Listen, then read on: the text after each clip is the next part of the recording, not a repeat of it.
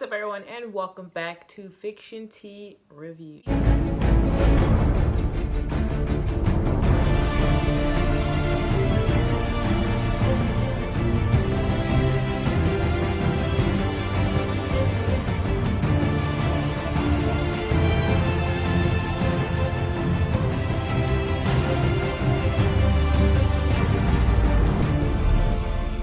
Today on Fiction Tea Reviews, we're going to talk about the show The End of the Fucking World Season 2. So I didn't review Season 1 on here, but I definitely watched it. It was something I found out about, I believe, last year. I found out about this show and I was like, oh my god, I was obsessed after that. I was like, I love this show. It's so awesome. So if you have not seen Season 1 of The End of the Fucking World and you don't want to be spoiled by Season 2, I suggest that you don't even watch this. I'm not really going to try to spoil like specific details, but I do have to talk about some things that happen in this season. But if you didn't watch the last season, then you might not want to hear this. I'm not sure. In Season 1, James ends up getting shot.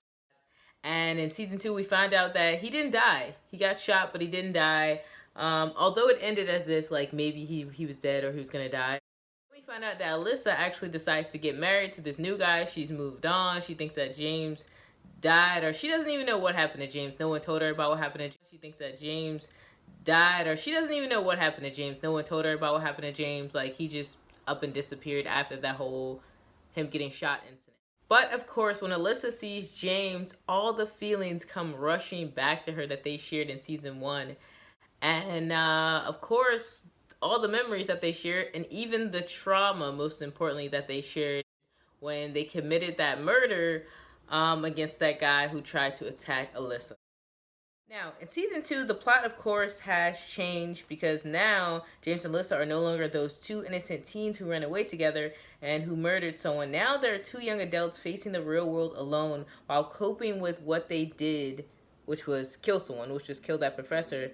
And now someone is after them to seek revenge for the death, aka the murder of the professor of last season. One thing I liked about the characters is that they still maintain their awkwardness. James is still like that quiet, weird kind of awkward guy. If you remember from Season 1, he was like, he defined himself as a psychopath. And, you know, he was out to kill Alyssa from the jump. That was his goal in the beginning. And come to find out, everything changed. But he's still that quiet, that very just, still that quiet, awkward, weird kid who's now a young adult. But you can see that his character has definitely developed. And now he's a bit more emotional. You can actually see his emotions all over his face, and the way that he expresses his emotions, or even sometimes when he's just having it on his face and he's not saying it out loud, it's just so cute, and you really adore James, and you know that like this, he's a nice kid, he's a nice guy. Although Alyssa has become a bit more mean to James, she's still that bold, loudmouth, likable character that you really enjoy. I just love their relationship, honestly. So they shared a lot of silent moments throughout the episode, and I think it really shows that dynamic that they share between each other and the type of relationship that they have, even though there are a lot of silent scenes because they're talking, you know, in their heads to themselves and not actually saying it out loud. I really enjoyed the inner monologue that they shared with themselves, and as an audience watcher, as a viewer, you actually get insight into themselves through themselves speaking, just not out loud. Like there's like a voice in their head, the monologue, the speaking in their head, and I like how that was portrayed and how we were able to see what type of people, what type of characters they are, and how their characters have like really grown since the last season. Although this show might be categorized as a coming of age film, as a coming of age series, it's definitely something that I feel like anybody can watch. It's a pretty easygoing show. I binged the whole thing yesterday. I watched the whole thing. There were about 8 episodes. And I really enjoyed it. I still enjoyed it, and I feel like people will enjoy it. Bonnie's character I really enjoyed because the way she grew up, it showed like how she kind of really had a lot of psychopathic traits because of how she was raised and how she was grown up, how she was treated by her mother. It was really terrible, and how she was going through this episode seeking revenge, thinking that this guy loved her so much. Meanwhile, he had a whole life, like he was a creep, and how that just really took her on this manic adventure, and this quest to go after the two people, James and Alyssa, who murdered the guy that she was madly in love with. And that whole storyline and that plot, I really enjoyed it. At first, when I first watched it, I was kind of unsure because I was like, they're adding another character. But I love that the other character was a black woman that they got in the show, which was really cool. They added some diverse characters, even with Alyssa's mom's sister.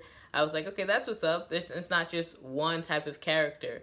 And that was really cool. I love that each character out of the main three characters had their own episodes and had their name, and it would give you the backstory about them. And I noticed that that's something that's very common with UK type shows, British/UK shows.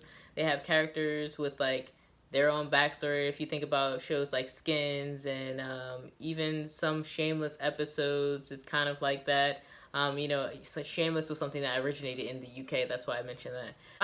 Her character was very kind of dark and creepy at first, but and everything seemed very uncomfortable with her character and really strange, but like you really also liked it, and you also liked the other characters when they did stuff like that. I was just really happy that this was the season 2. Like I said, I really enjoyed this when I first watched season 1. I love the ending and how they tried to help Bonnie in the end, and she was not really pushed out to be a bad character.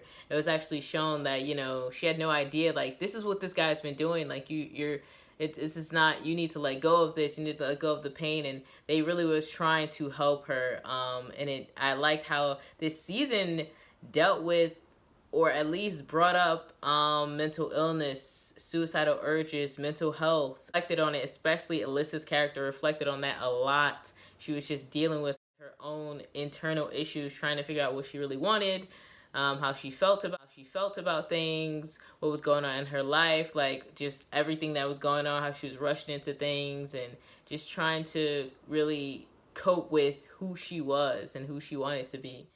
Reflected on love in a way where it was more expressive this time than the last first season. And action was shown, of course, for the whole Bonnie situation and between James and Alyssa. If you've seen season 1, you'll definitely enjoy season 2. It has 8 episodes. I personally think that season 1 was... You really can't compare the two because they're two different types of season, but season 1 was definitely great. Season 2 was good, but like season 1 I really liked a lot.